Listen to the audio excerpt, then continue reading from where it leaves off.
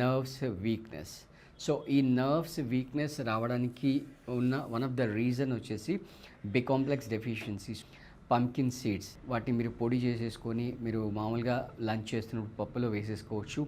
లేదు అంటే మీరు దాన్ని లడ్డు కూడా చేసుకోవచ్చు. బెల్లం వేసి లడ్డు చేసేసుకొని మీరు తినొచ్చు. లేదు అని అనుకుంటే మీరు వాటిని సోక్ చేసి తినొచ్చు. రైట్, డైరెక్ట్ సీడ్స్ తినొచ్చు.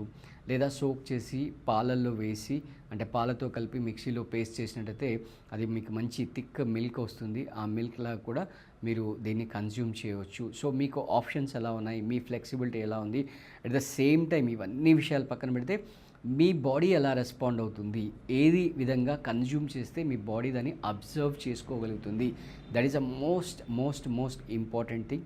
సో ఆ పర్టికులర్ అంటే మీరు ట్రై చేయండి. ఫర్ ఎగ్జాంపుల్ నేను చెప్పాను కదా, పౌడర్ చేసుకొని పప్పులు వేసుకోవడం, అది సూట్ అయిందనుకోండి దాన్ని కంటిన్యూ చేసుకోవచ్చు. లేదా బెల్లం వేసి లడ్డూలు చేసుకోవడం, అది సూట్ అయిందనుకోండి మీరు అలా కూడా కంటిన్యూ చేసుకోవచ్చు. బట్ ఒకటే గుర్తుపెట్టుకోవాల్సింది ఏంటంటే రోజు కన్జంప్షన్ 50 గ్రామ్స్కి మించకూడదు. అంటే ప్రోటీన్ కన్జంప్షన్ 50 గ్రామ్స్కి మించినా కూడా ప్రాబ్లమేటిక్గా ఉంటుంది.